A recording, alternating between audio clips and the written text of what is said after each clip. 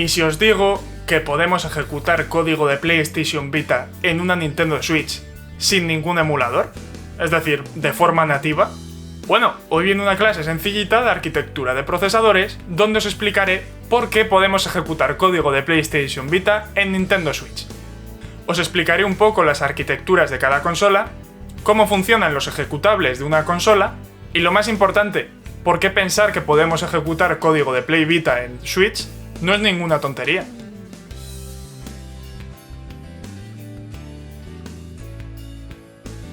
Empezaremos un poco por la parte de arriba. Vemos que la PlayStation Vita y la Nintendo Switch, las dos tienen una arquitectura similar. La Switch tiene ARM V8 y la PlayStation Vita tiene ARM V7. Es decir, como la Play Vita es más antigua, tiene una arquitectura anterior, que es la versión 7. Y la Switch, al ser más reciente, tiene la arquitectura siguiente a la 7, que es la 8. Vale, muy bien, Nintrix, ARM V7, ARM V8, ¿qué es ARM? ARM es un tipo de arquitectura. Significa Advanced RISC Machine. Y dentro de esto es máquina RISC avanzada.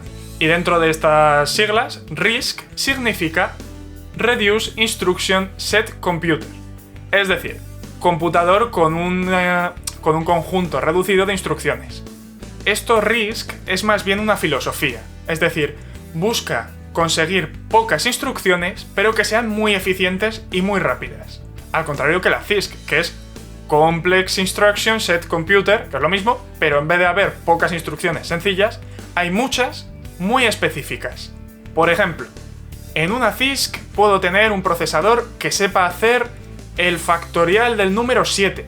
Solo ese número. Es una instrucción muy específica y que a una máquina RISC, que sabe sumar, sabe restar y sabe multiplicar, sabría hacer también, pero le costaría un rato más.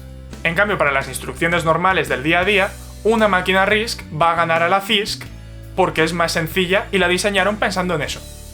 Las arquitecturas ARM no están muy presentes en ordenadores porque realmente no son muy potentes, aunque la verdad es que son potentes, pero no son tan potentes como puede conseguir un Intel o AMD. Suelen estar más en teléfonos móviles o dispositivos que a primera vista no pensamos que llevan un procesador. Por ejemplo, una lavadora seguro que lleva ARM. Un GPS seguro que lleva ARM. El cacharro que hace que el airbag de tu coche salte seguro que lleva ARM. De hecho, otras Nintendos, como la Nintendo DS o la Nintendo DSi, ya llevaban ARM.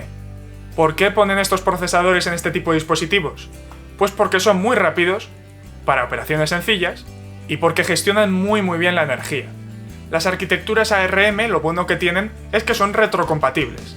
Es decir, la arquitectura ARM V7 soporta la 6, la 5, la 4, la arquitectura ARM V8 soporta las anteriores, y la 9, que creo que es la más reciente, si no me equivoco, soporta también las anteriores. Cada arquitectura incorpora cosas nuevas. Vale, muy bien, tenemos claro que es una arquitectura más o menos, pero ¿qué diferencia una arquitectura de otra realmente? La arquitectura es la manera en la que construimos nosotros el procesador. Es decir, cómo están enchufadas las cosas dentro y cómo le tenemos que decir al procesador que haga las instrucciones. Esto es lo importante. El formato de instrucción de un procesador. Normalmente un programador está habituado en programar en C++, en Java, en HTML, en lo que sea. Esos son lenguajes de alto nivel. Pero si nos metemos en el barro de los procesadores, tenemos el lenguaje ensamblador. Programar con este lenguaje es coger cada instrucción y decirle: quiero que hagas esta instrucción en específico con estos operandos en específico. Y después ya haremos otra cosa. Lo que hace el programa que usamos para codificar eso es convertir literalmente lo que le hemos puesto en unos y ceros y pasarlo al procesador. Por eso, si nosotros ponemos un tipo de instrucción que funciona en ARM V7, por ejemplo, si se la ponemos en una ARM V8, una versión superior, va a funcionar, porque ese procesador ya sabe que esa operación existe y sabe cómo ejecutarla. Si lo hiciéramos al revés, una de ARM V8 específica de esa arquitectura la pasáramos a ARM V7, pues no funcionaría porque el procesador diría: ¿qué me estás pasando? No sé qué es esto. Y eso es lo que está pasando con Nintendo Switch y PlayStation Vita. Esos archivos de unos y ceros que funcionan en PlayStation Vita, por la arquitectura de PlayStation Vita que hemos dicho que era ARM V7, van a funcionar en la Switch, que es ARM V8. La Vita es de 32 bits y sus instrucciones están en 32 bits, son perfectamente compatibles con la Nintendo Switch. En cambio, al revés, eso no va a ocurrir, porque la Nintendo Switch se basa en operaciones de 64 bits y la PlayStation Vita no sabe cómo ejecutarlas. Si quisiéramos ejecutar código de Switch en una Play Vita, primero tendríamos que traducir esas operaciones y sería muy costoso y hablaríamos de frames por minuto. Y aquí es donde entra Vita to Host, que como explica, realmente no es un emulador porque no estamos emulando nada, las instrucciones ya existían. Lo que es un traductor.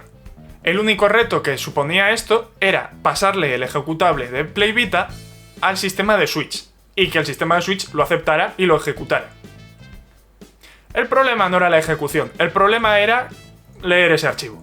Por eso aquí Sharpie ha hecho un gran trabajo y hemos conseguido ejecutar código de Play Vita, de momento un poco limitado, no os esperéis ejecutar juegos aún, pero lo hemos conseguido hacer en la Nintendo Switch de una manera nativa. Si estáis interesados en ejecutar este tipo de código, podéis ver en su Discord cómo hacerlo, es muy sencillo, solamente hay que crear un archivo en la configuración de Atmosphere, copiar lo que pone aquí y disfrutar. Como veis es limitado lo que podemos usar y tenemos aquí algún homebrew de muestra. Yo en mi caso me he descargado este del triángulo porque podemos ver cómo va de momento la ejecución de gráficos. Tengo aquí mi Nintendo Switch, la podéis ver, no tiene nada especial, solamente le he configurado tal y como explica en el Discord. Entonces, abrimos un juego como si fuéramos a abrir el álbum de Homebrew y nos saldrá ya la aplicación de PlayStation Vita ejecutándose.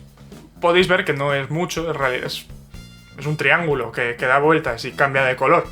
Pero esto es código de PlayStation Vita ejecutándose nativamente en una Nintendo Switch como si fuera un juego, porque si hago así, es como si estuviéramos dentro del juego. Ahí lo tenemos. Realmente ahora mismo para un usuario medio esto no es interesante, es bastante aburrido de hecho. Pero nos abre las puertas a que dentro de poco, o mucho, o no sabemos cuándo, podamos ejecutar juegos de PlayStation Vita en Nintendo Switch sin usar un emulador. ¿Cuál es la principal ventaja de esto? Pues que los juegos van a funcionar exactamente igual, o incluso mejor que en PlayStation Vita, por lo menos a nivel de procesador. Realmente interesante lo que puede llegar a ocurrir en la comunidad cuando esto pase, y estaremos esperando a ver qué nos trae Sharpie en un futuro. Si os ha gustado este vídeo informativo, agradecería que os suscribierais al canal para seguir apoyándolo. Y como siempre, gracias por verme.